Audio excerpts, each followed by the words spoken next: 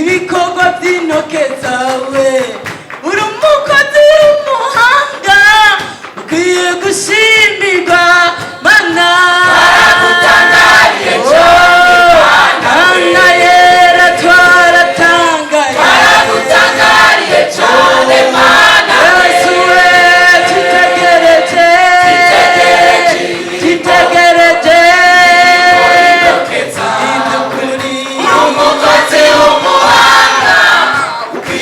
gushimirwa.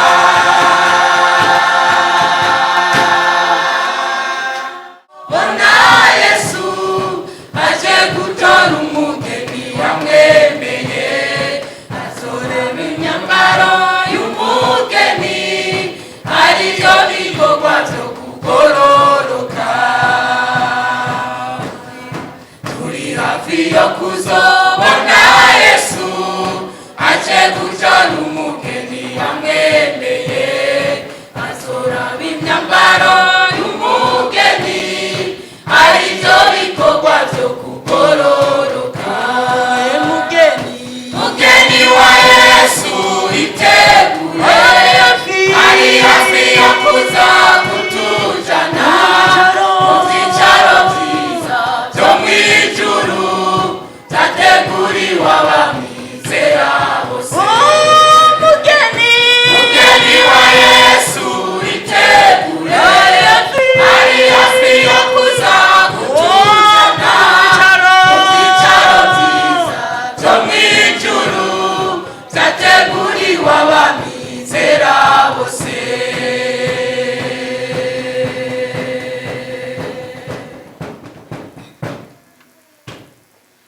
Iyo umugeni amaze kwemera umukwe, abazi ko ari we bazoba n'iteka, akamenya ko asize se na nyina, akabana n'umukwe ibihe byose. Iyo umugeni amaze kwemera umukwe, abazi ko ari we bazoba n'iteka, akamenya ko asize se na nyina, akabana n'umukwe ibihe byose. Mugeni wa Yesu itegure, ari hafi yo kuza kutujana mu vyicaro vyiza vyo mw'ijuru, vyateguriwe abamwizera bose. Mugeni wa Yesu itegure, ari hafi yo kuza kutujana mu vyicaro vyiza vyo mw'ijuru, vyateguriwe abamwizera bose.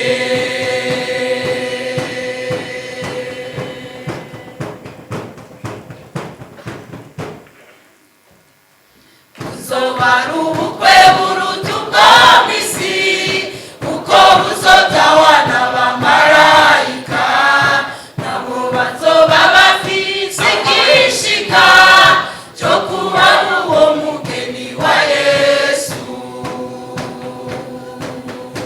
Buzoba ari ubukwe buruta ubwo mw'isi, kuko buzotawa n'abamarayika, nabo bazoba bafise igishika co kuraba uwo mugeni wa Yesu.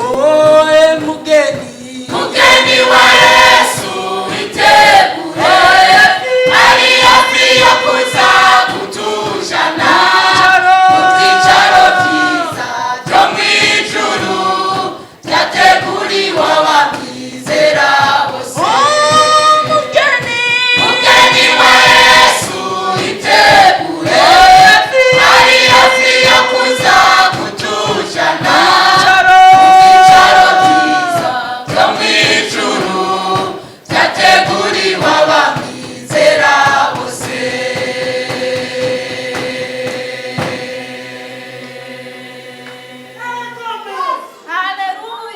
Yesu nashimwe.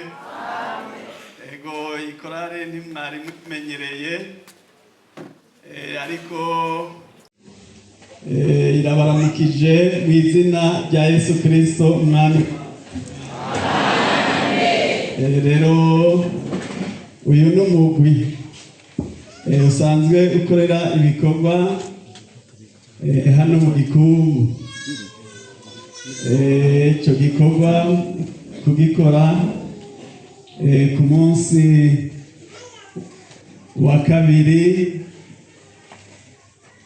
mw'ijoro no ku munsi wa gatatu ku murango. Rero wifuje uno munsi gushikanira Imana. None rero n'iki gikorwa bakoze baciye baboneraho n'akanya kwishima muri iyi ndirimbo, ariko kandi niyo message Imana yabatumye kwishengero. Ndibaza ko ishengero mwayakiriye. Yesu abahezagire. None rero murabona harimwo kumbure nabo mutari musanzwe mumenyereye hano, harimo n'abari sengera mu Nyakabiga ndetse no ku misiyoni, kuko murazi bana. Yesu abahezagire. None rero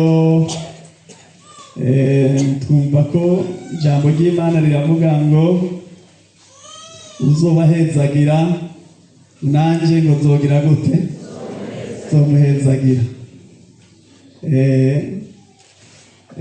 Mwumva twobasengera? Ego, reka duhe kaze harya mwarimu Vianney aca asenga Imana. Kaze asenge usabire umugisha.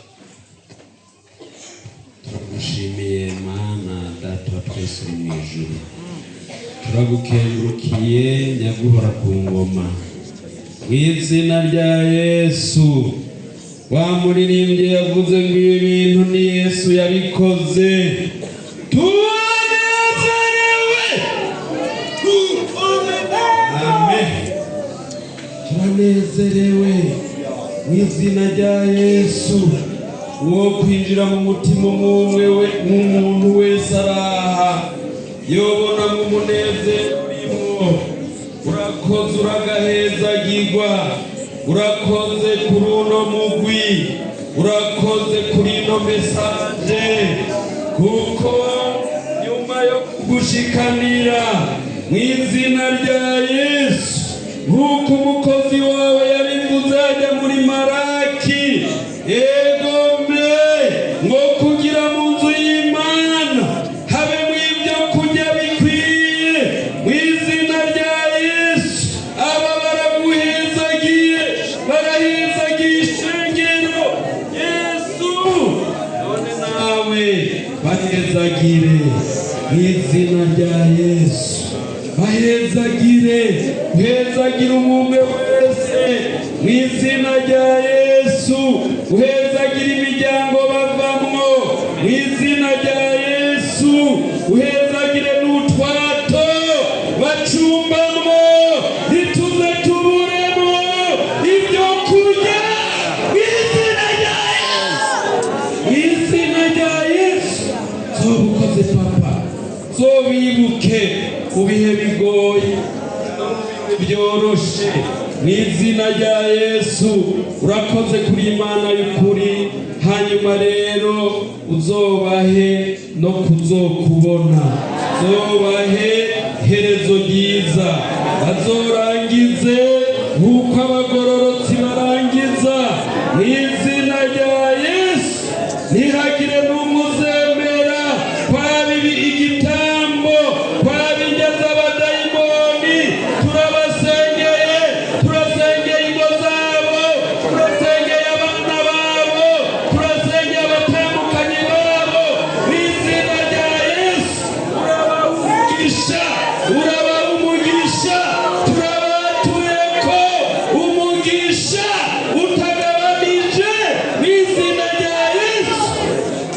Urakoze kuri Imana y'ukuri, usenze muri bike yishu biduhera ubuntu n'imbabazi mu izina ryawe ryera Yesu Kristo.